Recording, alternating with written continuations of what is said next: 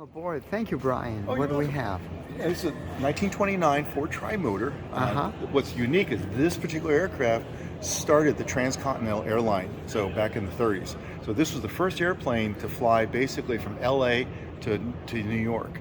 So the neat thing about that was think about in the 30s, who actually sat in those seats? Humphrey Bogart, Lauren Bacall. Mm-hmm. I mean, the actors and actresses are back there because back then you had to be rich to fly. Oh, yeah. And so this was the neat thing. Think of the glamour shots you see of the people coming out. So it was kind of a neat piece of history. The airplane's 95 years old. It's been completely rebuilt, so it's been flying. So it's pretty fantastic. So why don't we go on board? I'll tell you what, I got to ask, how many Sure. hours did it take to fly coast to coast? Oh, And I were think there they any measured that stops? actually in a couple of days. It was like 2 days. 2 days. And they didn't fly at night. And so they would land, put them up in a hotel, then the next morning they'd fly on there. Oh my But God. it only flies at about 120 miles an hour, so not fast at all. Wow. So, but that was, this was the way it went back then. Oh, yeah. How much So- fuel does she burn? I beg. You'll need to ask Ed that. Okay.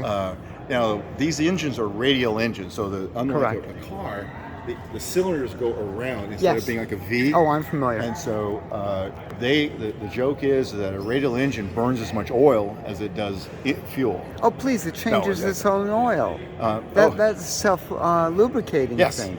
But So, it holds. I think each engine holds about 9 gallons of oil. Yeah. So So you pull into the airport and say, check the gas and fill the oil. That's right. Yeah. That's right. Yeah. And by the way, to I've had refill cars like that. the fuel, he has to climb up from the cockpit, and the refill, he actually climbs up there, and then they hand him the hose, so he stands on the wing to refill the Oh airplane. my gosh. So what's interesting too is you look here, you can see that panel. That's where they put the luggage. This Where? panel actually drops down like that, like that 3 foot by 4 foot panel. Yeah. So that would drop down, one on the other side, and that's where the luggage went. Oh my gosh. Because there's a small lavatory in the back. But you want to go on board? Yes. Okay. Just a couple things. Watch your head here. It's pretty Mm-hmm. low. And then also the wing cuts across here, so you're going to have to duck. Well, maybe you don't have to, but you're going to have to duck your head as you go in there. It does go pretty steep as we go up there. And the only thing we ask is don't reach inside the cockpit. Okay. There's some switches and stuff you really should touch. Yeah. Okay, so why don't you go ahead and go? You might need 2 hands. Just be careful. This is amazing. Oh my Again, think about the gosh. people who actually rode in those seats. Wow.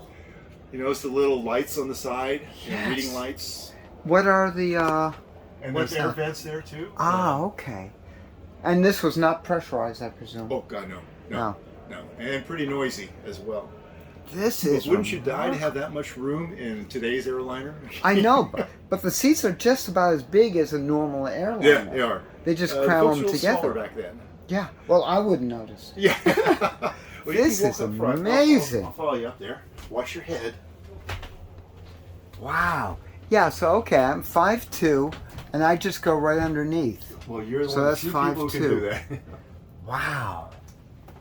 Unbelievable. Look at this bulkhead. Jeez. And then, of course, you've got the... Oh, my gosh. Now, Alaska Airlines and Island Airlines were the two last airlines which flew trimotors. Am I correct? A lot of those airlines have gone out of business. This was Okay. Transcontinental Airlines.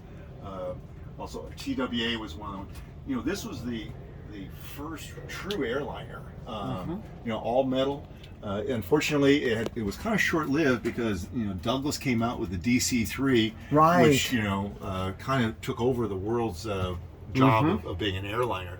But this is a piece of history. It's kind of interesting, This is remarkable. isn't it? Something. This is So watch remarkable. your head when you come back down. What is all of Don't this up here? That's a escape hatch. Oh, okay. So ladder to get out if you ever had to get out, and that's where he gets up on the wing too. But Gotcha. so Boy, pilots must be very small, too. yeah, although there's no hydraulics, so everything is pretty Wow. kind of muscle the airplane around. Do you see the steering wheels versus Yes. yokes? So Yes. And by the way, that instrument panel is pretty much the way it looked back in 1930s. Now there's some things that we had to add because of the FAA. Right. But by and large, he cannot fly in clouds. He doesn't have the instrumentation to fly in clouds, so it's got to be pretty clear weather, which is why we're somewhat delayed here. Right, So, of course. But This is amazing. Oh my gosh. So where did the Marx Brothers sit? They're my favorite. well, Harpo sat over there. Luckily the Three Stooges weren't there. There's a lavatory. Would you... Oh, you can't even open the lavatory door without moving the seat. You know what? But feel it. It's pretty solid. Look at that So tail. be careful. The tail looks. Yeah, doesn't it? Yeah. This is fantastic. I gotta get this. I did not realize this was stout. Oh, Ford Motor Company. But stout. Stout metal yeah. airplane. Yeah, because Stout also made a car. That's right. I remember. Yeah. And makes sense because he used the Ford V8 in the back of the Stout Scarab. We're gonna be here through Sunday. This is, folks, you've got to get down here for the ride in this brilliant piece of history. This is aviation history, but of course, also Ford history. We were talking about the controls being non-hydraulic. See the cables running right along the side? Put your head. You're pretty tall, so. That's for the tail. Oh my gosh, look at this. Just like a Model T. Henry just did not like his hydraulics, did he? You go through the wing. Look at that. Oh my gosh. That big arm over there, I'm gonna flip over here.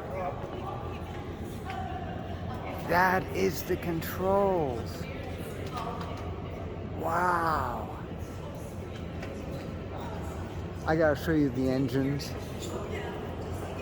That's a 9, Radical 9? 2, I think, 4, yeah. 6, It's always an 8, odd 9. number. Yes. Yeah. Radical 9. I think it was about not quite 500 horse. That's a lot of power. Well, now when he starts up, it smokes, but not as much as you would think. But like the radio, it's got excuse me, it's got 2 spark plugs per cylinder. The other spark plugs on the backside. Are those both magneto or is that coil Always and magneto. Always magneto. Are they separate systems as a they're fail-safe? completely independent of each other. Okay. Now it's interesting. We had in fact, this is at Cornfield. You're about to be interviewed, so I know. The other thing that's kind of cool is you see the aircraft engines the instruments are actually on the pylon, on the strut. See, look on the strut above. Oh yes. Oh, I'm glad you pointed that out. That is really remarkable. Wow. No wonder you can't fly at night. Yeah. That is amazing.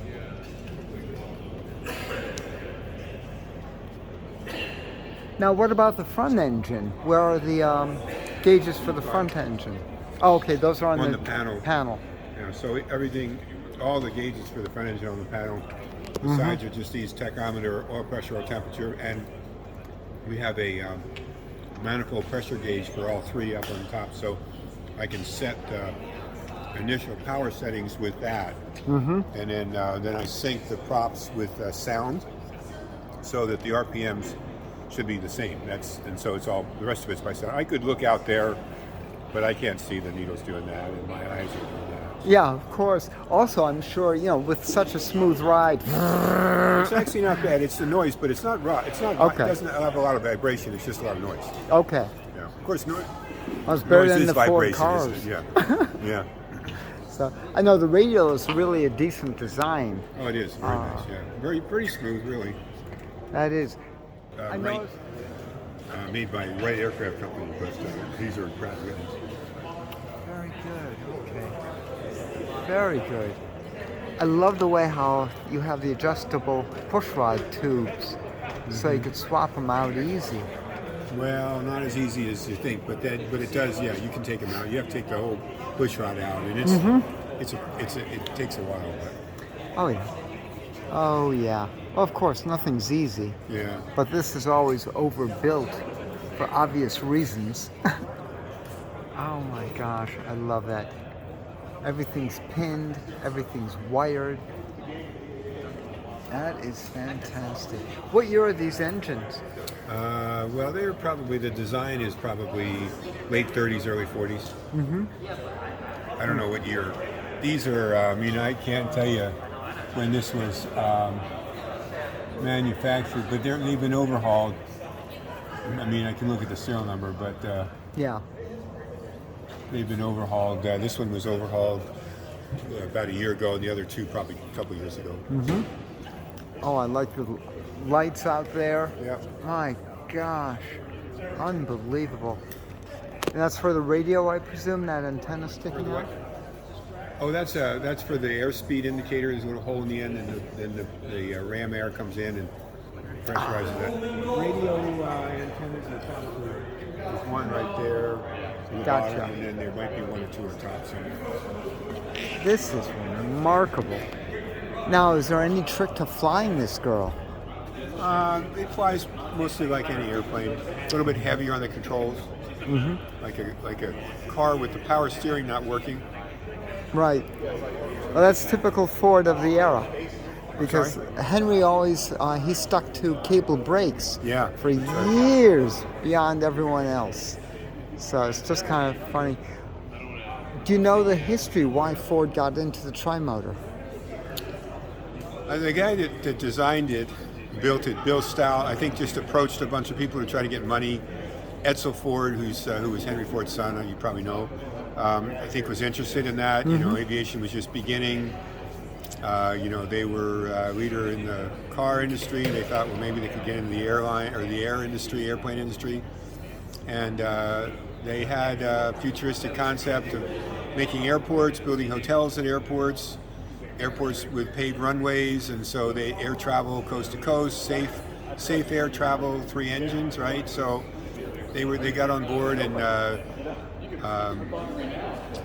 put some money into the company, and then eventually kind of bought the company, and the airplane was manufactured from 1926, 1934, 199 were built, and then of course the DC-3 came along right after that, DC-2, DC-3, Right. changed, revolutionized aviation again, bigger airplane, a little faster, a little more comfortable, and so this thing just sort of went by the wayside. But still years of production, productive years ahead, because it went to places like Alaska and South America, and it's a good hauler. It'll haul a pretty good load, carry a good load, and a short field, short takeoff, short landing, shorter, and it's a good workhorse, really, and reliable.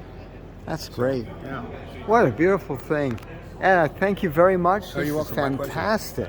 Thanks very much for stopping by. Oh my God, I couldn't resist. Come on, how often does a tri-motor fly in? That's right. So you got to get down for the history, folks. Watch it for your area and plan for it. This is Pam from NortheastWheelsEvents.com at the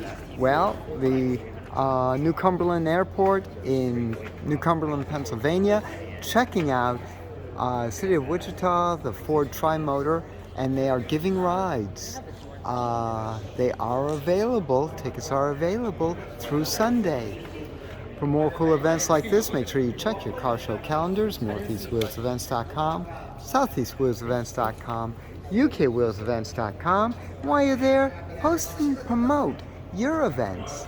I'll see you at the shows and in the air.